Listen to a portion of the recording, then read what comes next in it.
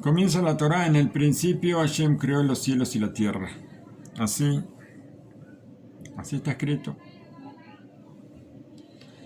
El Rabba Gaón, el Jonon Wasserman, Sejas el Brajá, escribió, esto está todo recopilado en un libro que se llama Kovetz Mamarim, y ahí él pregunta ahí, ¿cómo es posible que la Torá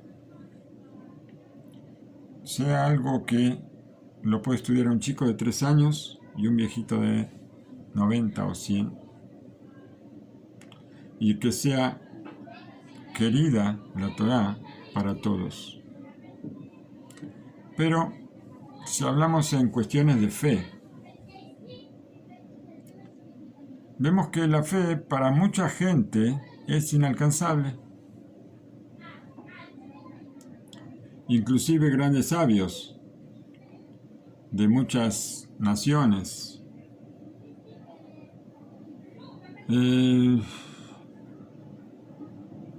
no solamente de muchas naciones, sino muchos sabios también que son judíos inclusive. Y nosotros que somos creyentes, creemos ser creyentes, o sabemos que somos creyentes, creemos, así que somos creyentes. Igual tenemos que trabajar sobre la fe. Siempre hay que fortalecer la fe, siempre, todo el tiempo. Cuando tal vez podríamos decir que debería ser algo simple, algo palpable. Y si para nosotros es difícil, ¿cuánto más para los que no son Yudim? Para los que no son Yudim, puede ser que sea mucho más difícil creer en Hashem, seguro. Tenemos un ejemplo muy clásico. Había un gran filósofo llamado Aristo. Así aparece en nuestros libros, así aparece en el Talmud, Aristo, que muchos lo conocemos como Aristóteles. Sobre él dijo el Rambam, Rabbi Moshe ben Maimón, y lo dijo en forma precisa, que tenía una inteligencia brillante apenas por debajo del nivel de la profecía, y sin embargo nunca reconoció cuál es la fe verdadera, jamás. ¿Y qué vamos a decir? Un chico que llega a la edad de 13 años está obligado a tener fe. Pero no solamente este chico, sino personas que no tienen mucha sabiduría, personas que tal vez no tuvieron el mérito de estudiar. Todos vamos a ser juzgados a los 120 años, todos vamos a ir al tribunal. Y si no somos creyentes, la queja va a ser muy grande. Así dice Rabbi Shlomo Levi Shlita. Vamos a tomar un ejemplo. Una persona no judío, un hombre que, muy simple, que pastoreaba o criaba chanchitos, cerditos o puerquitos, como los queramos llamar. Vivía en un pueblo de Rusia muy alejado. Este hombre se levantaba a la mañana y llevaba a los cerditos a un campo para que coman y engorden tranquilos. Y cerca de la noche los llevaba de vuelta a su, corral, no sé cómo se llama, así, para que duerman hasta la mañana siguiente, que él los iba a llevar otra vez a que coman. Este hombre cobraba por día de trabajo, recibía su salario, y con eso iba a un mercadito, a una cantina, a un lugar, compraba unas cuantas botellas de vodka. Estábamos en Rusia, ¿no es cierto? Que las vaciaba una tras otra en la boca, como Esaú cuando comió su comida. Pero no como Esab, sino que él la vaciaba hasta caer en tierra, borracho, como Lot, tal vez. A la mañana siguiente, cuando pasaba un poco el efecto de la borrachera, después de lavarse bien la cara y todo, otra vez a buscar los cerditos y su rutina diaria. Esto lo hizo durante 70 años, todos los días la misma historia, de la casa al corral, del corral al campo, del campo al corral, del corral a comprar las botellitas de vodka y a dormir una linda noche. Y nunca se puso a pensar cuál era la finalidad que él tenía en el mundo, si tal vez era esa sola la finalidad, criar cerditos y tomar un poco de vodka. Nunca pensó cuál era su finalidad en el mundo, ni nada por el estilo. Pero cuando este hombre llega al mundo de la verdad, se presenta ante el tribunal celestial y de repente un grupito de ángeles alrededor de él le van a preguntar si él cumplió los 7 preceptos de Noaj. ¿Por qué? Está bien, él no es judío, pero todos somos hijos de Noaj. En el diluvio murieron, todas las personas murieron. Solamente quedó Noaj, los 3 hijos, y la esposa de Noaj, y las 4 y las 3 esposas de los hijos. Y nadie más, todos salimos de ellos. Entonces, le van a preguntar si cumplieron, si él cumplió los 7 preceptos de Noaj, entre ellos la prohibición de ser idólatra. Este hombre no entendía nada, estaba parado frente a los ángeles, que le levantaron la voz y le preguntaron: ¿acaso tú fuiste creyente, creíste en el creador del mundo, en el Borolán? Y él no entendía ni siquiera qué le estaban preguntando. Entonces dijo: perdonen por favor, pero ¿de qué me están hablando? Y los ángeles, en forma muy breve: Akadosh Baruj Hu creó el mundo y tenías la obligación de creer en Hashem y cumplir con su voluntad. El hombre pensó un poco lo que podía pensar, un poco, no mucho, y dijo: aquí hay un problema. Yo nunca me ocupé de temas tan existenciales. Yo toda la vida me ocupé de cosas sencillas, sin romperme la cabeza, en cosas elevadas, sin cuestionamientos. Nunca se me ocurrió pensar en esas cosas. Nunca me ocupé, nunca... No tenía tiempo para pensar. 12 horas ahí en el campo mientras los chanchitos comían, no tuve tiempo para pensar. Bien. Pero los ángeles no se conformaron y dijeron: si tú no creíste, entonces ya está, el juicio terminó, al infierno directamente, y el juicio se terminó y no hay nada más que hablar.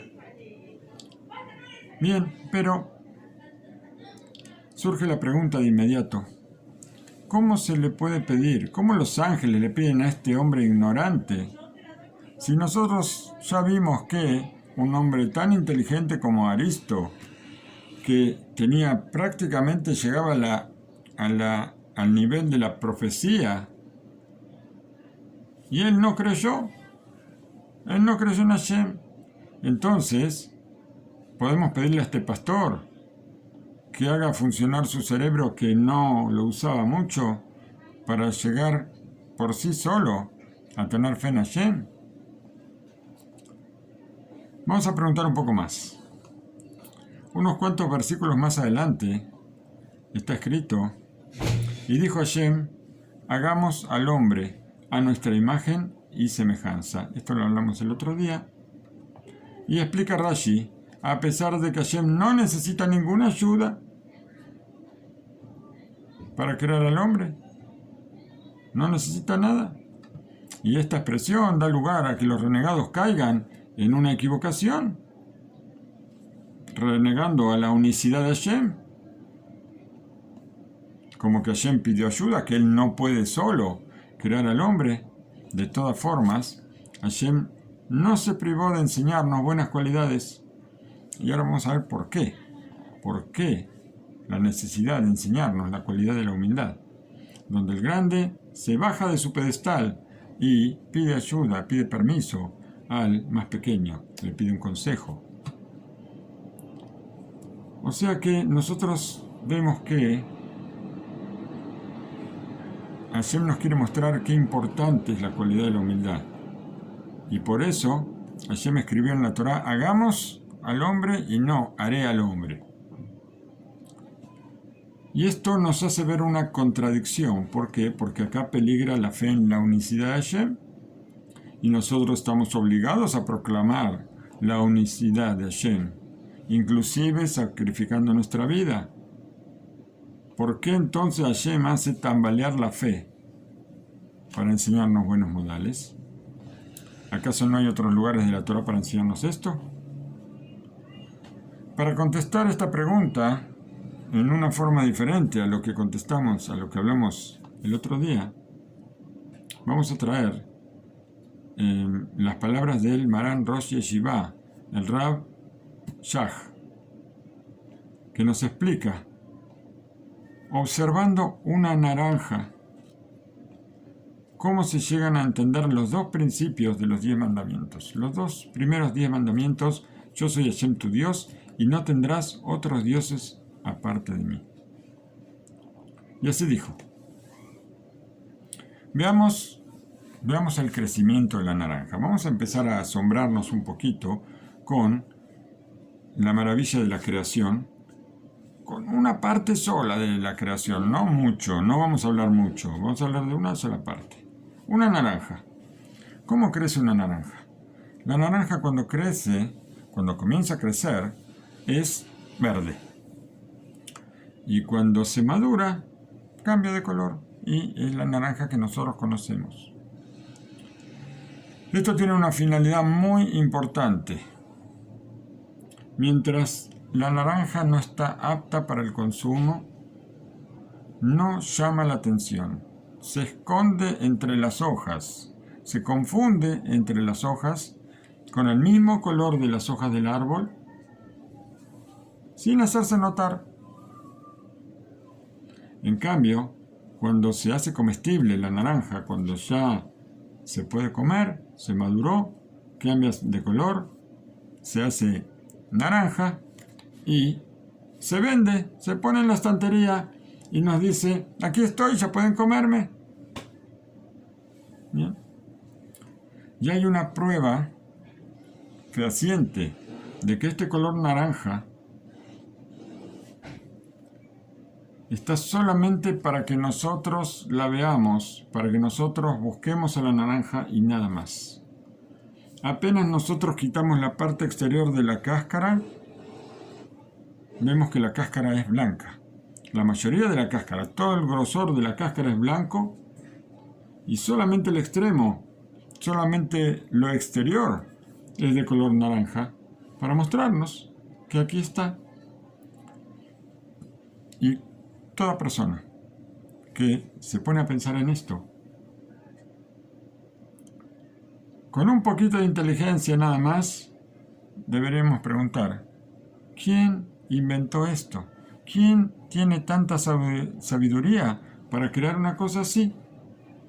Los científicos de todo el mundo trabajaron sin descanso durante muchos años para estudiar genética de las frutas, de las verduras, con la intención de alargar la vida en la verdulería.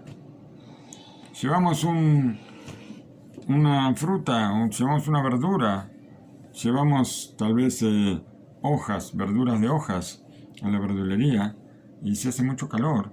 Todo esto se pudre enseguida y el comerciante va a perder, o el fabricante va a perder, alguien va a perder al consumidor no va a llegar. Yo veo una fruta, una verdura en mal estado, no la compro. ¿Cómo hacer para que se mantenga fresca? Bien, ¿no? Acá muchos años de investigación y nosotros sabemos que aquí en Israel inventaron los tomates larga vida. No tan larga, pero más larga que lo normal. Sacrificando un poco la... No vamos a decir que esto se va a mantener fresco durante más tiempo, sino que se va a mantener durante más tiempo. ¿Por qué? Porque la frescura un poco se le va y se convierte un poco en plástico, y entonces comemos más plástico que verdura, más, o sea, no tan natural la cosa, pero dura un poquito más. ¿Está bien? O sea, podemos decir que en realidad los científicos no tuvieron tanto éxito, no lograron lo que realmente deseaban. Deseaban algo mucho más y no solamente los tomates. También consiguieron sandías sin semillas, uvas sin semillas. Consiguieron algunas cosas. Pero nosotros vemos que la naranja, sin ninguna genética, la naranja y la mayoría de las frutas de los cítricos, que tienen este sistema de cáscara doble, una cáscara blanca y después la cáscara de color, ellos sí lo resolvieron, porque esta cáscara mantiene fresco y jugoso el fruto, le alarga la vida después de arrancarla del árbol, y volvemos a preguntar quién es el maravilloso fabricante que hizo esto. Vamos a analizar ahora un poquito el interior de la naranja. Y vamos a ver que el proceso de fabricación es algo maravilloso, hecho con favor y con misericordia. ¿Por qué? Porque nosotros podríamos pensar que la naranja, nosotros abrimos la naranja, una naranja jugosa, la abrimos y todo el jugo se va a caer. Y nosotros vemos que no se desparrama, no nos ensucia, ni nada. Porque está compuesta con gajos, y dentro de los gajos está lleno hay cientos o miles de botellitas no de bebida sino de jugo, todas ordenadas una al ladito de la otra, y que parece una planta embotelladora, ¿no es cierto? Que están todas las botellitas ahí todas juntas, después todo esto lo cerramos con los gajos, y todo esto un montón de gajos que forman la fruta. Seguimos preguntando quién hizo esto. Y vamos a hablar ahora sobre la continuidad en la producción de las naranjas. ¿Por qué? Porque vamos a decir que la naranja, como otros frutos, no son especies que se pueden extinguir, como algunos animales, que sabemos que hay animales que se extinguieron y otros que están en vías de extinción. Pero la naranja está asegurada su fabricación porque en una forma muy especial. Cada naranja tiene unas cuantas semillas y en cada semilla hay una programación, una tarjeta de memoria que le indica a esta semilla cómo construir un árbol nuevo de naranjas que va a producir cientos o miles de naranjas. Cada una de estas semillas puede ser un árbol que tenga un tronco, que tenga ramas, que tenga hojas y naranjas para el próximo invierno. Y los frutos, cada fruto va a estar dividido en gajos, cada gajo con cientos o miles de botellitas de jugo y algunas semillas más para que hagan nuevos árboles. Una cosa tan maravillosa. Y vamos a ver más. Todos los científicos, nosotros hoy en día tenemos una tarjeta de memoria que almacena gigas y gigas de memoria. Pero esto es un trabajo de los científicos que hicieron durante muchos años. Trabajaron sobre esto. Alguno más viejito que yo puede recordar las tarjetas perforadas que almacenaban memoria, cuartos, computadoras que eran edificios, donde había cintas cintas,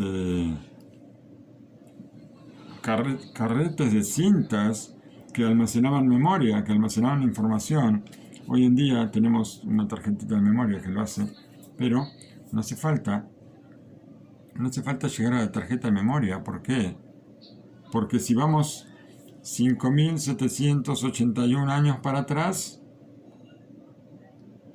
ya había una semilla de naranja que contenía una cantidad de información impresionante, impresionante para crear nuevos árboles de naranjas.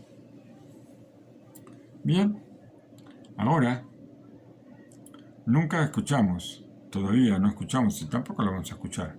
Una computadora no puede producir, no puede inventar otra computadora, no puede hacer nacer una computadora. Es más, todavía todas las computadoras no tienen la capacidad de pensar por sí mismas. Nosotros podemos poner un programa que elabore qué hacer ante cada situación. Poner una pregunta. Si pasa esto, haz esto. Si pasa esto, haz esto. Pero todo esto nosotros lo hacemos. La computadora no puede decidir por sí misma.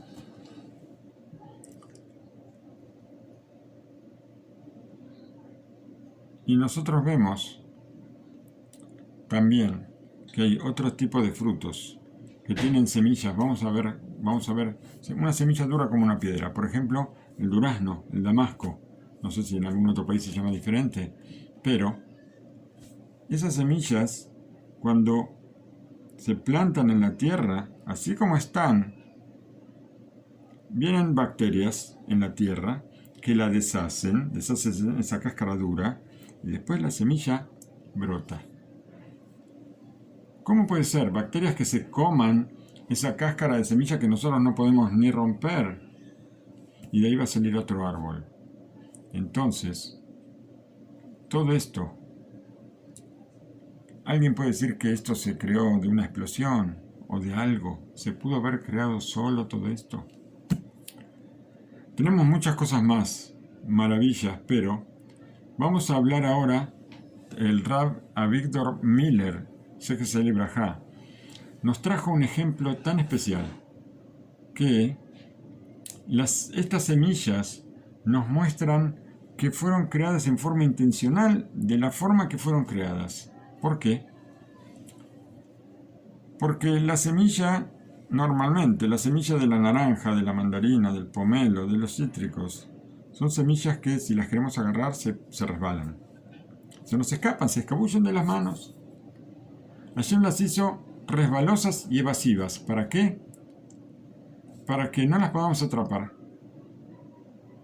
Y que cuando las queremos agarrar se caen, se resbalan hasta que terminan cayendo en la tierra. Y en la tierra buscan algún lugarcito para... También se esconden entre el pasto y entre los arbustos hasta que terminan encontrando un agujerito para meterse dentro de la tierra y que de ahí salga un nuevo árbol. ¿Todo esto para qué es? Para que después de 5.781 años sigamos teniendo naranjas. Si Dios quiere, ahora aquí en Israel empieza el otoño y ya debe haber seguramente naranjas en las estanterías del supermercado, de las verdulerías. Ya deben estar apareciendo las primeras naranjas. Bien, también entre los animales nosotros observamos características muy especiales, muy extrañas. Ninguno de nosotros, yo no creo que nadie haya estudiado lo que es un cocodrilo.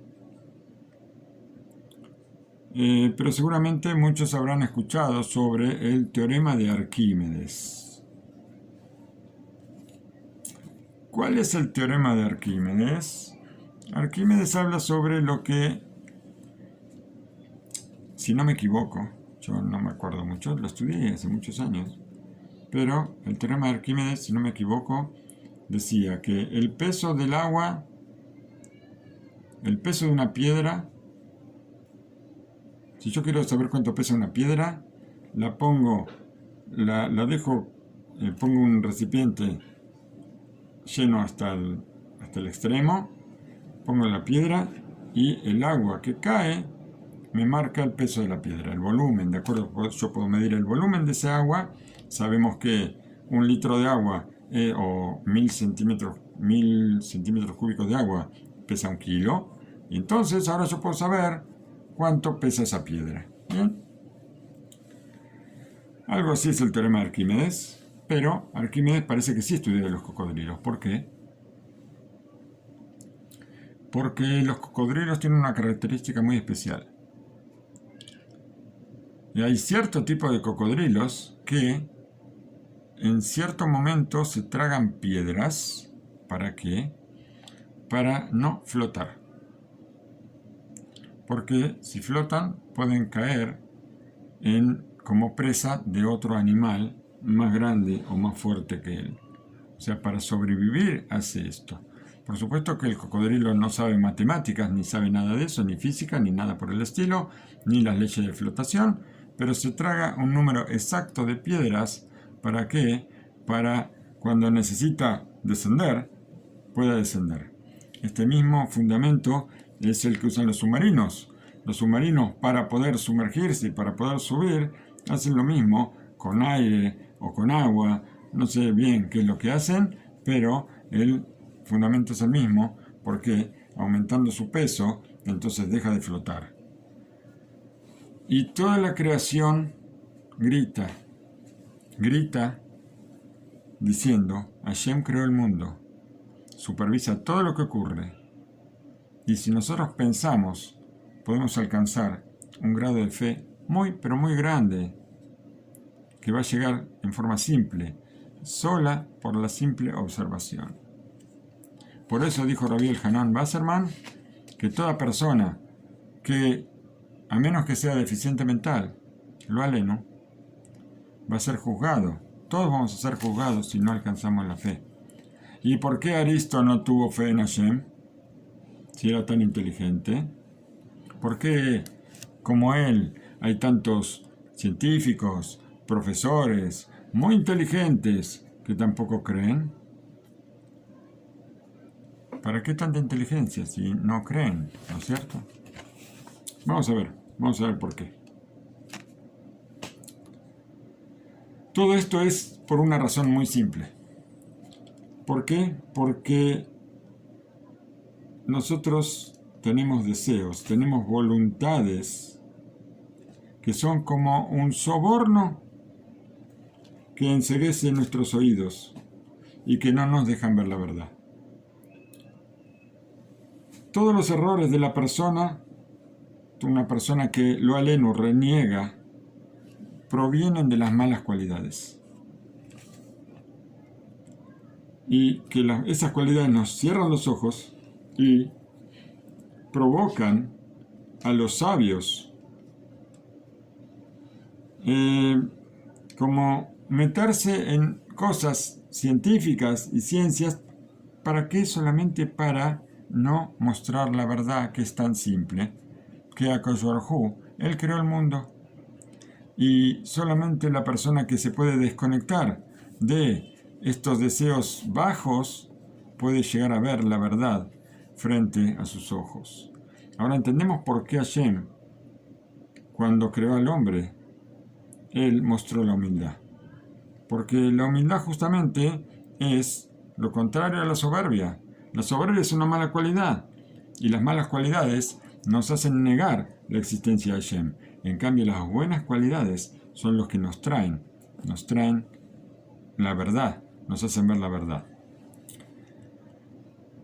Por eso podemos ver nosotros, y esto es una cosa muy asombrosa, nosotros podemos ver al presidente de los Estados Unidos, que por supuesto, él no es Yehudi, no el de ahora, estamos hablando de en todas las épocas. Él puede pedirle a todos los americanos, a todos los buenos estadounidenses, que recen para que la nación salga adelante.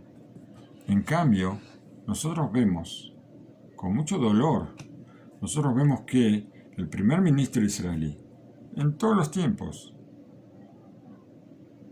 que siempre es amigo del norteamericano, él nunca va a sacar de su boca la palabra o las palabras con la ayuda de Hashem. Nunca va a decir eso. ¿Por qué? Porque el norteamericano, él puede decir a la gente que rece, y eso no lo va a obligar a nada. No lo va a obligar a tener fe. Él no es yudí. Pero un gobernante israelí, si él dice una vez con la ayuda de Hashem, ahora él va a tener que empezar a cuidar el Shabbat. Y el soborno de las cosas, de no querer, me hace no escuchar la verdad. Y el soborno no tiene freno, no hay forma de frenar. Entonces, esto me enceguece no solamente los ojos, me enceguece la mente también. Si yo quiero seguir viviendo una vida de abandono, una vida sin pensar cuál es la finalidad para la que yo estoy en el mundo, una finalidad, una vida donde yo sé, donde yo entiendo y sé con claridad absoluta que hay un creador, que existe la Torá, que la Torá me obliga a cambiar cosas, y yo no quiero cambiar mi vida. Entonces, hace falta soborno, hace falta no llegar a la verdad. La persona que cree en la Torá, que la Torá es del cielo, cuando descubre eso, uno tiene que cambiar ciertas cosas, o muchas cosas. Desde la mañana, en el momento que abrimos los ojos y agradecemos a Hashem por un nuevo día, tenemos que hacer Netilat Yadayim, sin movernos. Tenemos que decir Asher Yatzar, y no Tefilat Haderech. Tenemos que decir la bendición Asher Yatzar, quietos en el lugar, pensando cada palabra que decimos que es tan importante, y no decir la bendición del camino, mientras vamos caminando de aquí para allá, para ganar tiempo. Después, antes de comer y tomar, necesitamos rezar. El hombre ponerse los tefilim, que también hay que revisarlos para ver si están en condiciones, de acuerdo a la Torá. Y vamos a la sinagoga, rezamos, la mujer reza en la casa, porque tiene minyan propio. Y cuando volvemos a casa, después de la oración, queremos comer, y hace falta otra vez hacer Netilat Yadayim. Y la Torá nos dice cuándo comer, cuándo no comer, cuándo dormir, cómo dormir. Y nos enseña cómo bañarnos, cómo vestirnos y hasta cómo atarnos los zapatos. Entonces, la persona que tiene soberbia va a preguntar: ¿acaso yo soy un nene chiquito? ¿Que me tengan que decir a mí cada cosa como tengo que hacerla? Yo no estoy dispuesto a esto. Como no estoy dispuesto a esto, entonces ni pregunto, ni veo, ni quiero ver. La soberbia no me deja ver, me cierra los ojos y yo ahora no necesito ver nada. Y no solamente esto, todo esto me da una justificación de que yo tengo derecho a renegar, porque yo no estoy dispuesto a aceptar todos estos tipos de cosas. Yo soy una persona grande, yo sé lo que tengo que hacer. Esto es lo que dijo Rabbi Eliyahu Lupian, Sejes el Librajá, sobre cómo Eliezer, el siervo de Abraham, eligió a Rivka. ¿Cómo él iba a saber quién era Rivka? ¿Quién era la que iba a ser la esposa de Isaac, Avinu? ¿Quién iba a ser la mujer que iba a construir a uno de nuestros patriarcas? Ella venía de la casa de Betuel, Labán. Rashaim, como no había como ellos. Y salida de la casa de una casa donde había idolatría y donde había tantas cosas malas, de ahí iba a salir la mujer que iba a construir a Isaac Avinu. Y él dijo, y va a ser cuando la niña yo le pida que me dé un poco de agua y ella me va a dar agua para los camellos. Esta va a ser la prueba, dijo Eliezer.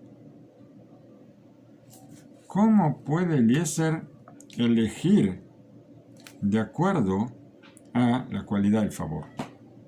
Porque de acuerdo a eso eligió. Así preguntó Rabí Eliyahu Lapián. ¿Y por qué? Porque puede ser que salga una niña que sea renegada, que sea idólatra y que haga favores. No podía ser una cosa así. ¿Qué vamos a decir? Si la niña tiene buenas cualidades como el favor, pero en una medida especial, no solamente él le pidió agua para tomar y ella le ofreció agua también para los camellos, entonces ella va a llegar a la fe. Con la ayuda de Hashem va a llegar a la fe cuando conozca a Isaac. ¿Por qué? Porque ella tiene humildad, ella tiene favor, y con esto, con buenas cualidades, nunca va a renegar. Cuando fueron a pedirle una vez al Stapler un consejo frente a los pensamientos, una persona puede pensar, a veces uno se pone a pensar, puede estar con mal humor, puedo estar en una situación, todos tenemos subidas y bajadas, podemos tener en algún momento. Israel se comparó con la luna crece 15 días y después 15 días decrece, pero después vuelve a subir. Esto es lo importante. Le preguntaron a Stapler qué hacer ante los pensamientos de disminución de la fe en Hashem o algo por el estilo. Y él dijo que,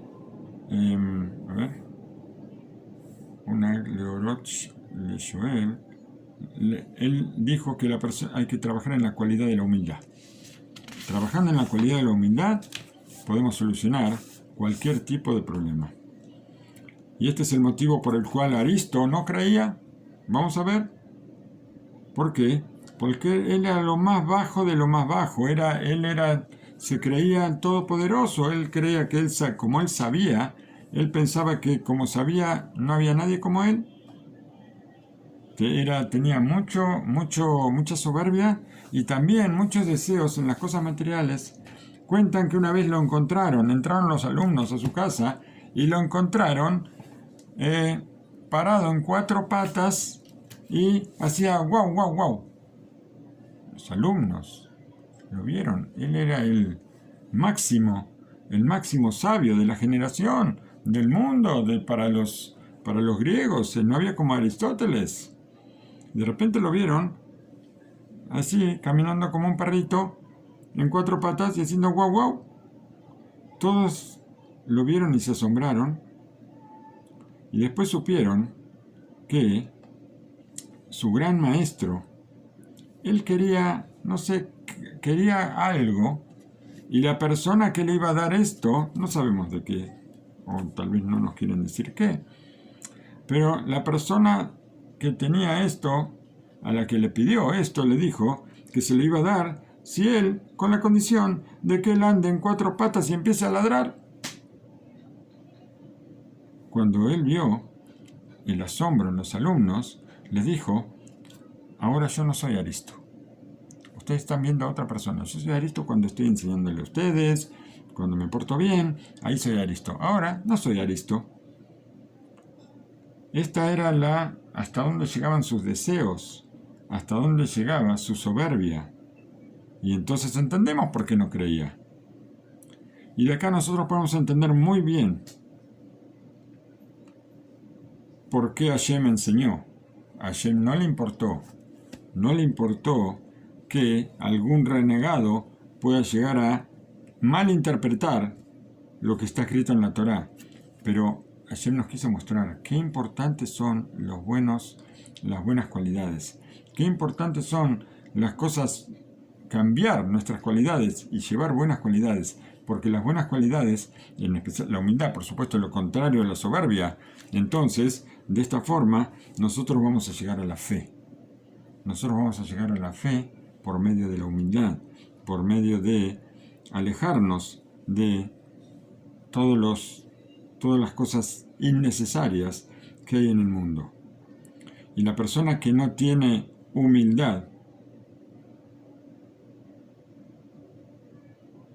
la persona que sí tiene humildad y estudia como debe estudiar, entonces nunca va a llegar a preguntarse sobre temas de fe. Y la prueba de esto, ¿dónde la encontramos? Que ningún chiquito que estudia en el Heider, en el Talmud Torah, estudia este versículo, ninguno se va a equivocar.